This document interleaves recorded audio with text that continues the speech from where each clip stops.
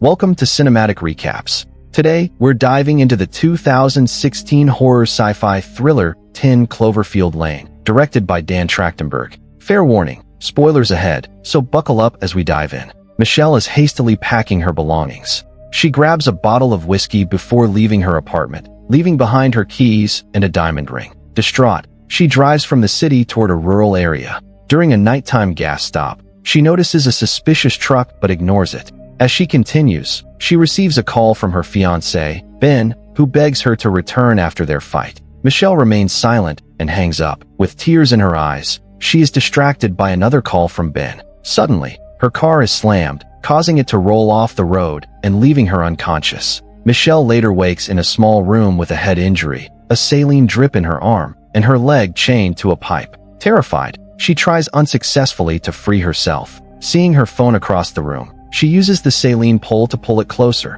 only to find there is no service. Hearing heavy footsteps, Michelle hides. A man named Howard enters with a food tray. Michelle begs for her release, promising not to tell anyone. When she asks what he plans to do with her, he simply replies, "Keep you alive." Howard provides wooden crutches for her injury. He dismisses her claim that the police are looking for her, then drops the handcuff keys on her bed and leaves. Michelle quickly frees her leg and dresses. Seeking an escape, she uses the keys to sharpen the edge of a crutch. She takes a defensive position to ambush Howard, but he doesn't enter. She then sets fire to items inside a vent to create smoke and draw his attention. When Howard rushes in, Michelle attempts to stab him with the sharpened crutch. He quickly overpowers and sedates her. When she wakes, Howard warns her that his generosity has limits. He explains they are in a bunker beneath his farmhouse, 40 miles outside of Lake Charles. Howard claims he found her unconscious after the accident and brought her there to save her life from a massive nuclear or chemical attack. Michelle asks to go to a hospital,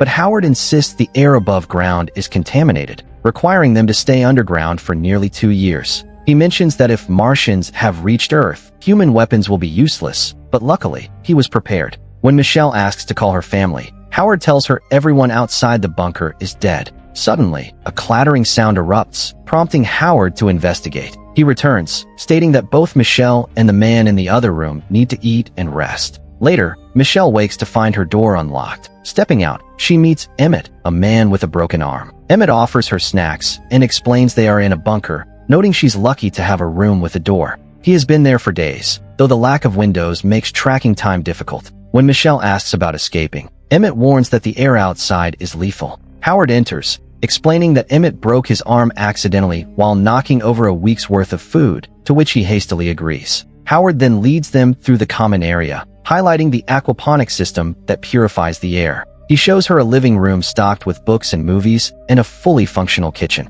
When Emmett reaches out to help Michelle, Howard sternly orders him to keep his hands to himself, decreeing there will be no touching. Howard then takes Michelle to his private quarters to use the bathroom, but refuses to leave the room. He insists he isn't a pervert, but claims he can't trust her not to burn the place down if left alone. Later, Howard mentions that a stack of magazines belonged to Megan, who is no longer with them. Michelle claims she heard a car outside, but Howard dismisses her, stating anything outside is long dead. He points to an old, silent radio and tells her, "Crazy is building your ark when the flood has already come."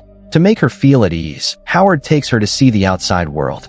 At the airlock, Michelle sees dead pigs and, more importantly, Howard's truck. Noticing the damage and red paint on the side, she realizes it was this truck that ran her off the road. Back in her room, Emmett mentions Howard's Navy background and how he helped build the bunker. He explains Howard told him he broke his arm fighting his way in after witnessing a massive red flash, an explosion, on his way home from work. Michelle argues that Howard's story is a lie since he ran her off the road, but Emmett is convinced the danger outside is real. Howard eventually interrupts to invite them to dinner, where he expresses hope that Michelle will learn to cook as well as Megan did. At dinner, Emmett praises Howard's food, noting it's better than being exposed to radiation outside. Howard, however, scolds him for his language at the table. When Emmett asks Howard if he has any regrets from before the attack, Howard claims he accomplished everything he wanted. Michelle notices the keys on Howard's belt and begins flirting with Emmett to provoke Howard's temper. Her plan works. Howard slams the table in a rage, pinning Michelle against the wall and accusing her of being ungrateful.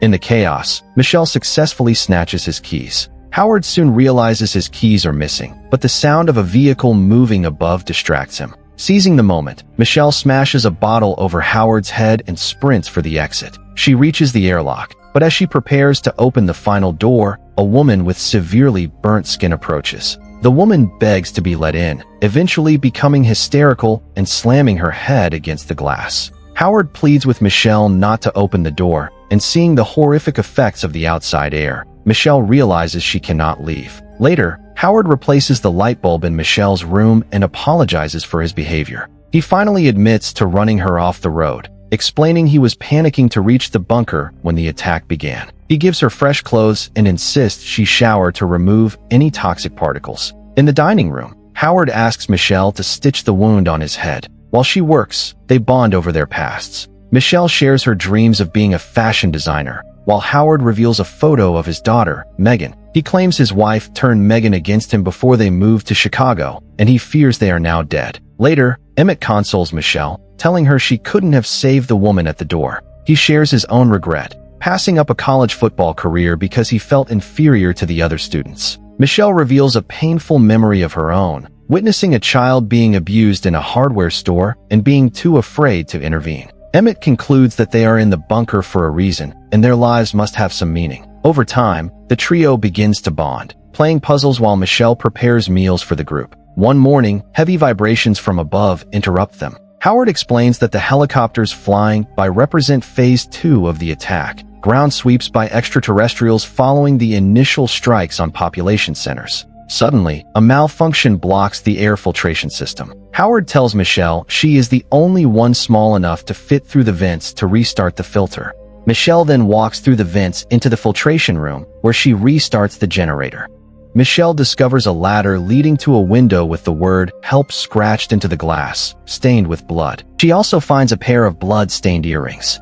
Later, she shows Emmett the pair of earrings and a photo of Megan with the same earrings. Emmett immediately recognizes her as Brittany, a local girl who went missing years ago. They find another photo of Brittany wearing the same clothes Michelle was given, confirming that Howard is a predator. Realizing the danger, they formulate an escape plan. Emmett distracts Howard while stealing tools, and they retrieve a discarded shower curtain from the trash to construct a makeshift biohazard suit and gas mask. They continue their routine to avoid suspicion, but during a tense game night, Howard begins asking pointed questions. The next morning, Michelle hurriedly hides away the suit as Howard walks into her room.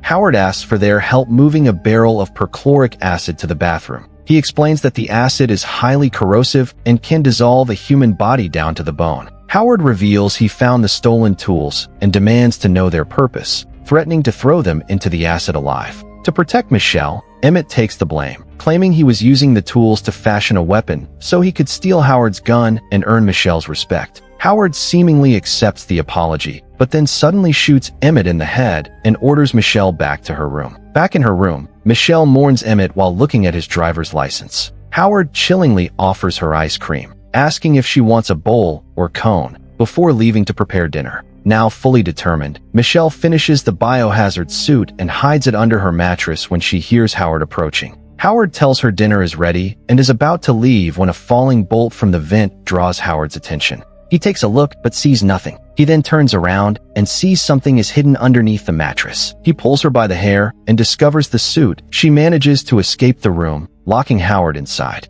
Running through the bunker, she witnesses the horrific sight of Emmett's body dissolving in the acid. When Howard breaks free and confronts her, Michelle tips the barrel of perchloric acid onto him. He slips and falls into the corrosive liquid as Michelle flees. The acid leaks into the living room, triggering an electrical fire that consumes the bunker. As Michelle heads for the exit, a severely burnt Howard reappears. She manages to tip a shelf onto him and crawls into the ventilation system. Howard makes a final attempt to grab her through the vents, but she violently repels him and reaches the filtration room. With the bunker engulfed in flames, Michelle dons her makeshift suit and mask, uses acid to dissolve the lock on the hatch, and finally emerges onto the surface. Outside, the air appears clear and the sun is shining. She takes refuge in Howard's truck, where she accidentally rips her suit, but quickly repairs it with duct tape. Seeing birds overhead, she realizes the air is breathable and removes her mask. She climbs onto Howard's truck and sees a massive alien ship in the distance. Suddenly, the bunker explodes, drawing the attention of the alien ship. Michelle frantically searches for the truck keys, but is forced to run toward the neighbor's car instead. Her attempt to enter the car triggers the alarm, drawing a predatory alien creature. Michelle hides in a shed, where she finds the car keys on the neighbor's corpse. Just as she finds the keys, the alien starts poking its head through a flap door into the barn.